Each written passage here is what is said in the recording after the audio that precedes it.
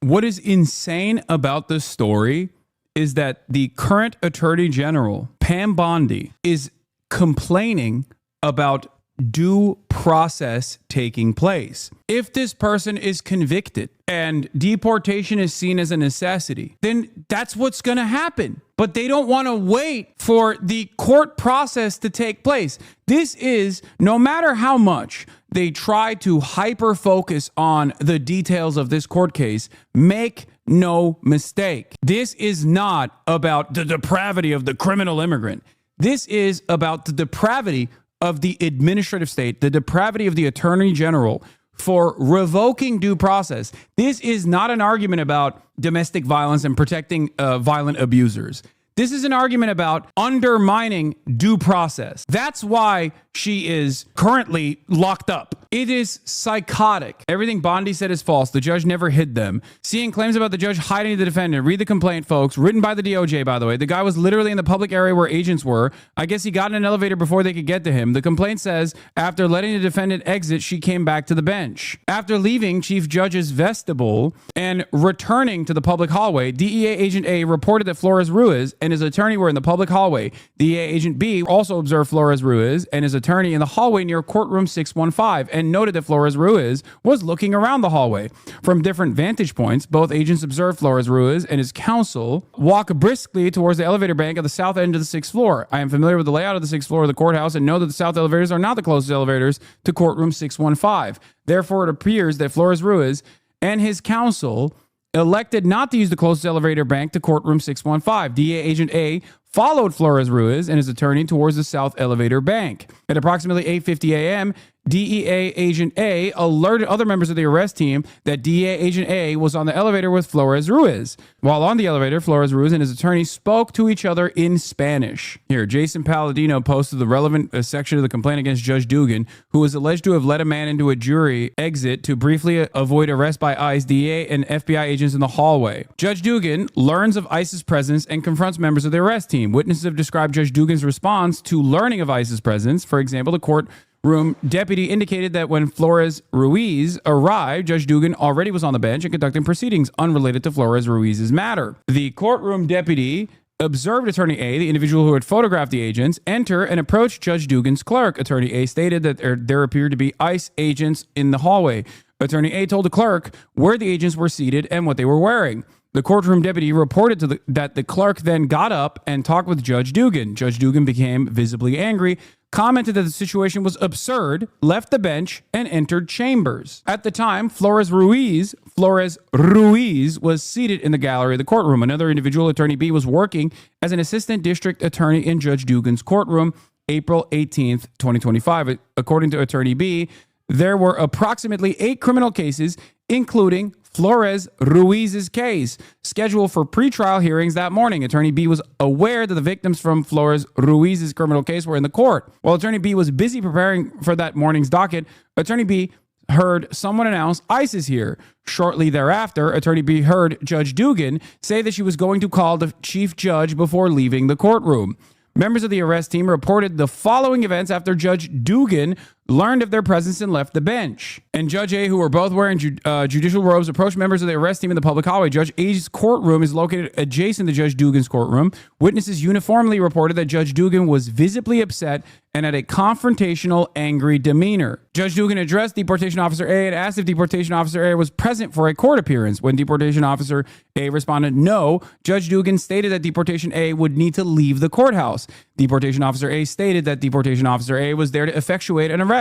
Judge Dugan asked if he had a judicial warrant, and Deportation A officer responded, no, I have an administrative warrant. Judge Dugan stated that he needed a judicial warrant. He then told Judge Dugan that he was in a public space and had a valid immigration warrant. Judge Dugan asked to see the administrative warrant, and Deportation Officer A offered to show it to her. Judge Dugan then demanded that Deportation Officer speak with Chief Judge. Judge Dugan then had a similar interaction with FBI agent B and CBP officer A. Customs and Border Patrol and FBI were there as well. After finding out that they were not present for a court appearance, that they were with ICE, Judge Dugan ordered them to report to the chief judge's office. Judge A then escorted members of the arrest team away from courtroom 615 down the hall through a set of double doors towards the reception area for the chief judge's office. DA Agent B, who was not recognized by Judge Dugan and Judge A was being part of the arrest team, remained behind in the courtroom. The courtroom deputy reported observing a portion of the above described events in the hallway. According to the courtroom deputy, shortly after Judge Dugan was advised of ICE's presence, the courtroom deputy left the courtroom to look for an unrelated defendant, whom the courtroom deputy was seeking to arrest for an open warrant. The courtroom deputy saw Judge Dugan in her robe in the public hallway telling one of the federal agents that he needed to go talk to Chief Judge. I need you to understand something. Inside of a courtroom, a judge is the god, okay? Like a judge is quite literally the judge, jury, and executioner. So when a judge says, no, you have no authority here. Do you have a judicial warrant? Okay. And he says, no, I don't have a judicial warrant. And then the judge says, you need to get the out of my courtroom. You need to get the out of that courtroom. That judge could have actually unironically arrested those people that are in that courtroom and held them in contempt of the court for not following a lawful order being made in that process. She could have arrested them if she wanted to. This is something that even the Supreme Court is most likely not going to abide by, because it destroys any power that the judiciary has. It's over. The judge has no power if a random dickhead can decide to do this. They weren't in the courtroom, they were in the hallway, I think. Regardless, this is an incredibly important part of the separation of power, okay? You cannot have the executive authority undermine the judiciary. It is kind of the whole reason for why the judiciary exists, okay? You are inside of a courthouse, especially. You should not be violating the lawful orders or the determinations being made by the judge outside of the courthouse either, technically, okay?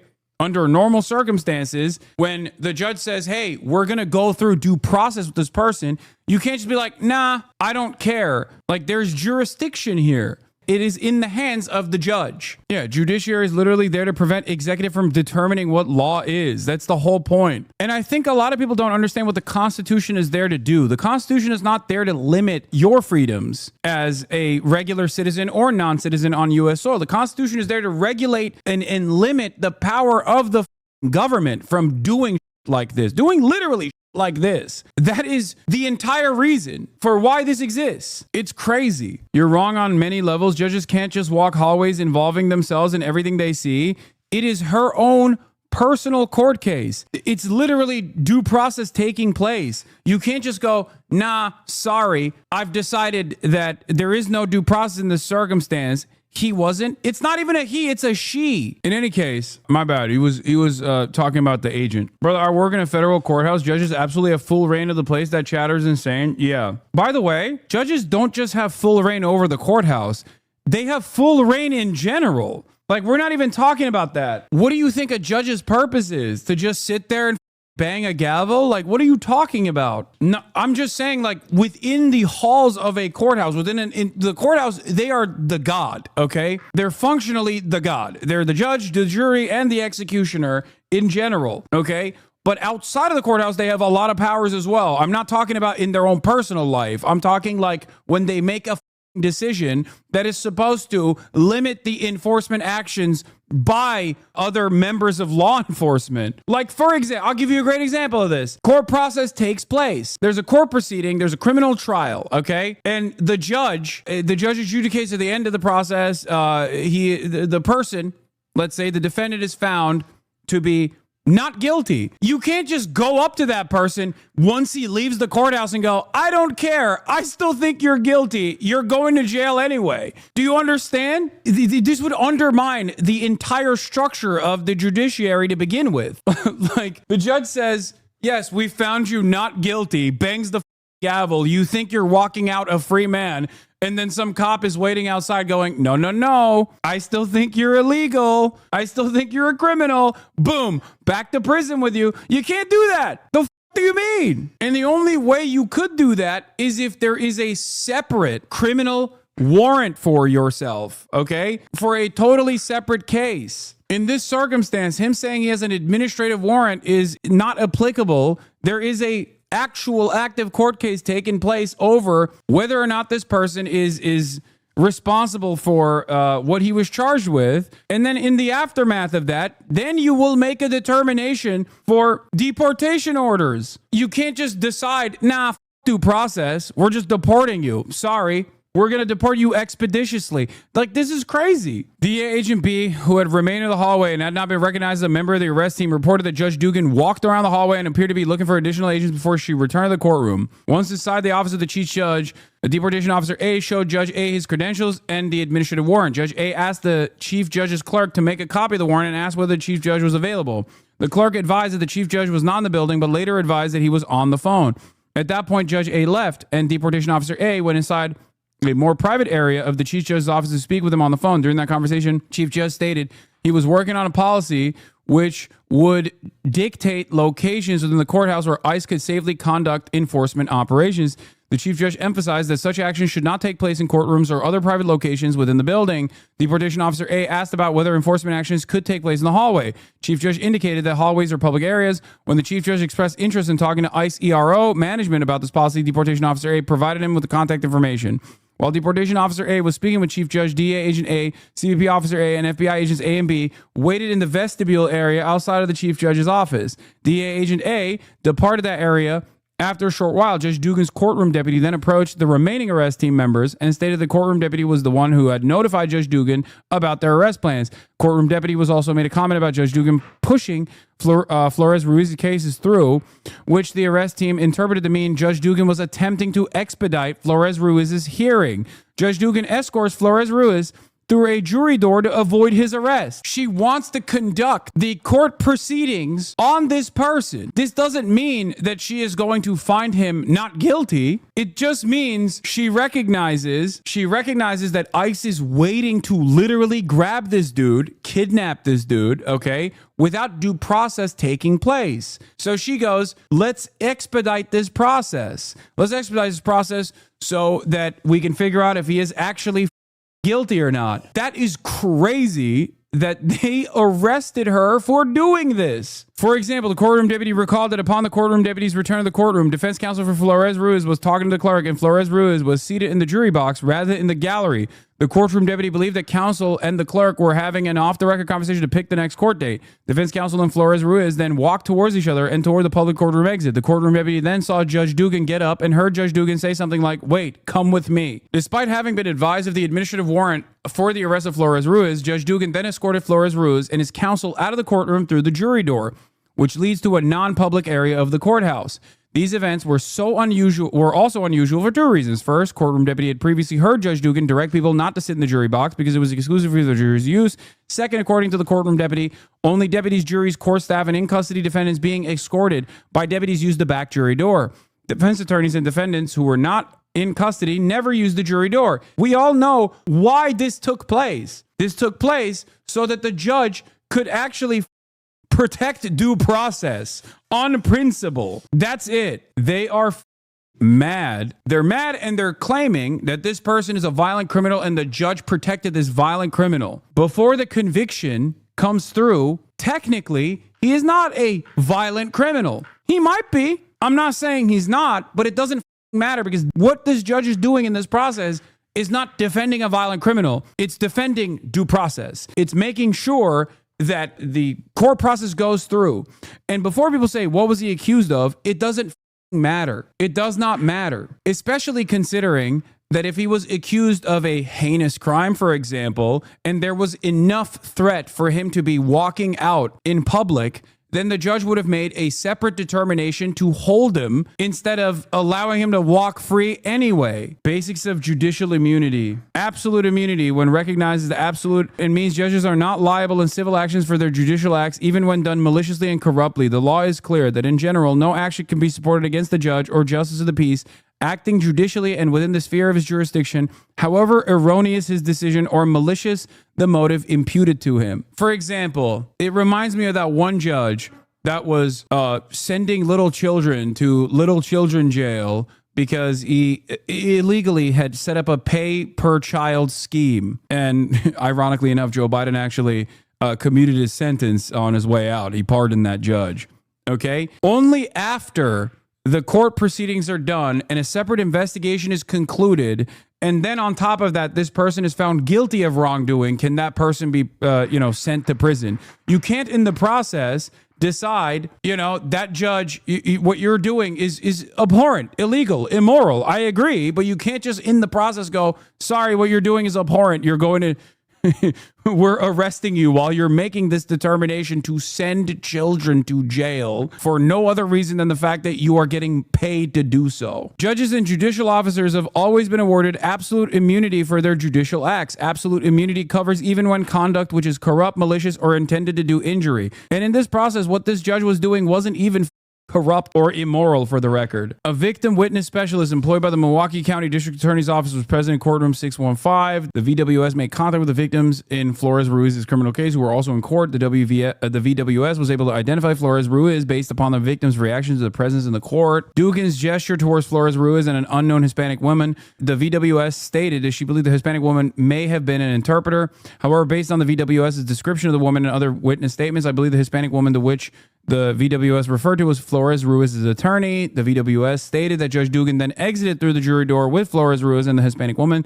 The VWS was concerned because Flores Ruiz's case had not yet been called and the victims were waiting. Another attorney C, who was in courtroom 615 on April 18, 2025, to represent a client, also advised case agents that he observed Judge Dugan forcefully direct two individuals, a man and a woman, to leave through the jury door. Attorney C indicated that this was done with a stern tone. Ruiz makes it out of the courthouse and is arrested after a foot chase. After leaving the chief judge's vestibule and returning to the public hallway, DEA Agent A reported that Flores Ruiz and his attorney were in the public hallway.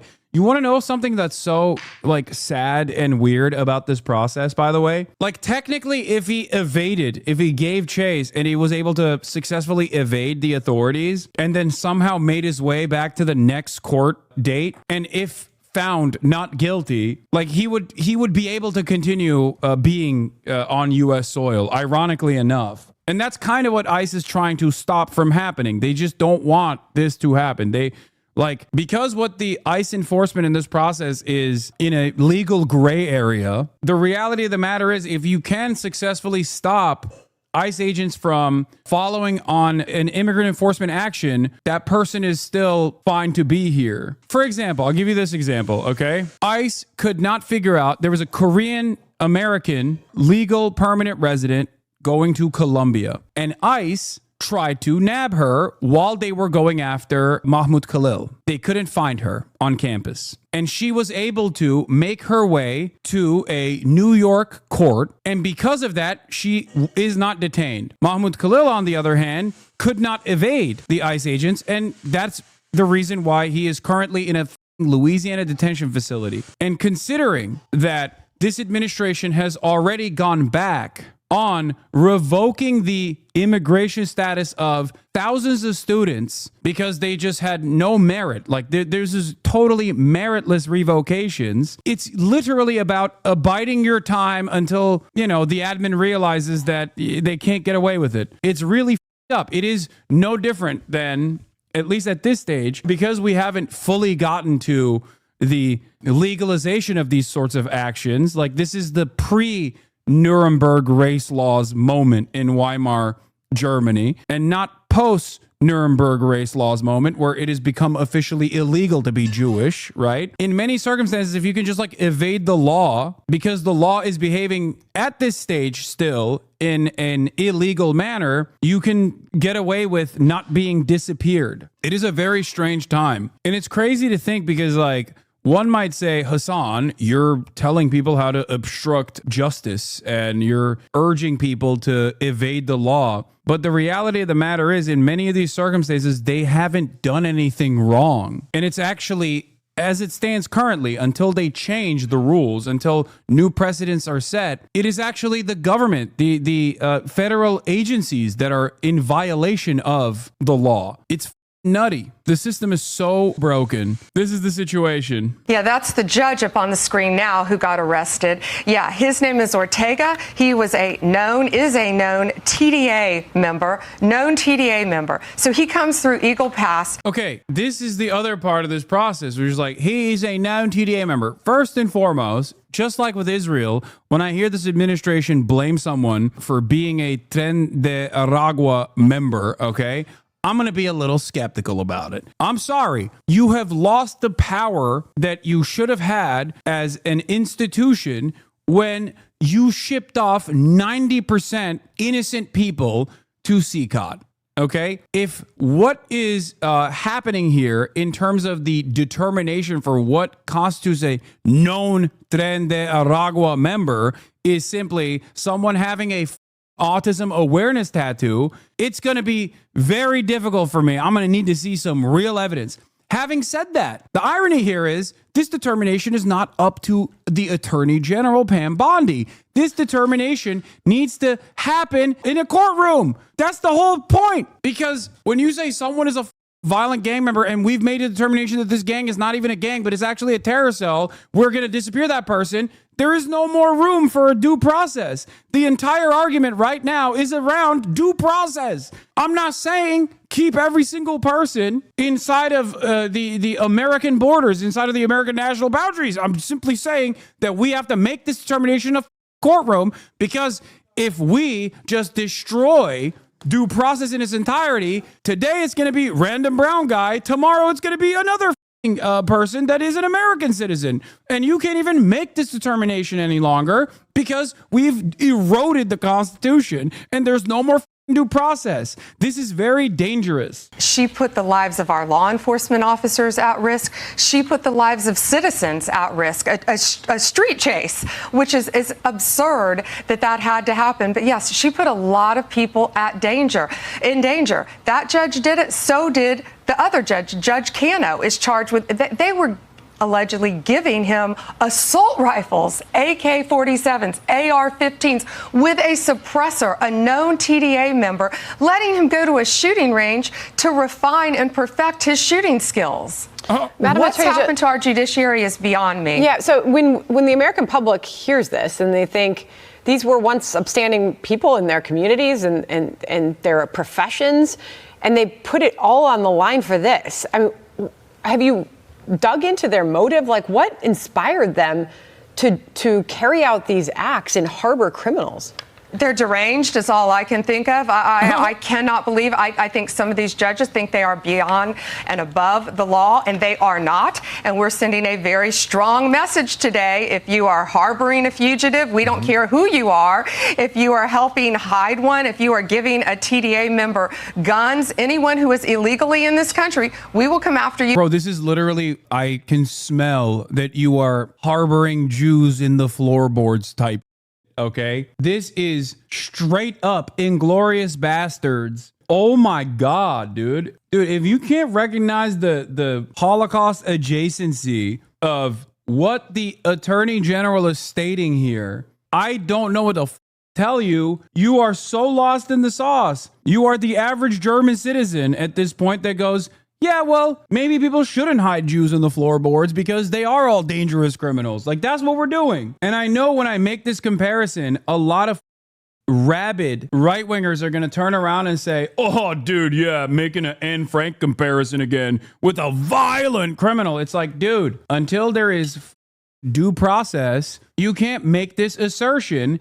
And this entire conversation is happening because they don't want to have due process. If I could just finish off with this idea, very significant development that you're arresting judges now. Now, it could be that the judges have engaged in terribly bad behavior and deserve to be arrested. But you know what critics will say? They'll say, oh, this is a government that is expanding the powers of the Article 1 of the Constitution. Now they're arresting judges. How do you respond to that? No one is above the law, John. No one is above the law in this country.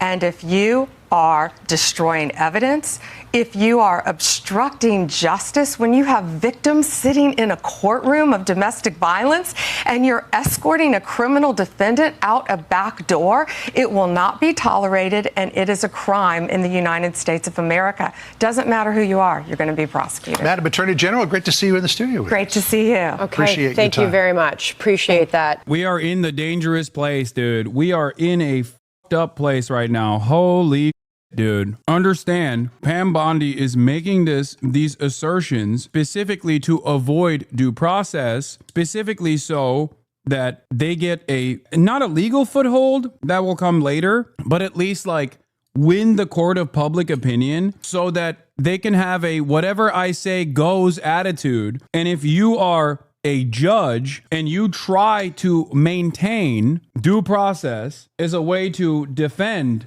the entire purpose of the courts to begin with, we will arrest you. We will arrest you, and we will defend that arrest on television, and we will try to get the public to be on board with this. So far, we have been lucky enough that the victims like Mahmoud Khalil and the victims like Mosen, victims like Rumeysa Öztürk have been perfect victims, like literally perfect victims. That makes it much easier, even devoid of Democratic Party resistance, that makes it much easier to make a convincing case in the court of public opinion. That is why I say we're fortunate that the administration that's trying to do these horrible actions is too incompetent to play this smart. They're not moving slowly in the erosion of civil liberties. They're moving in a belligerent manner.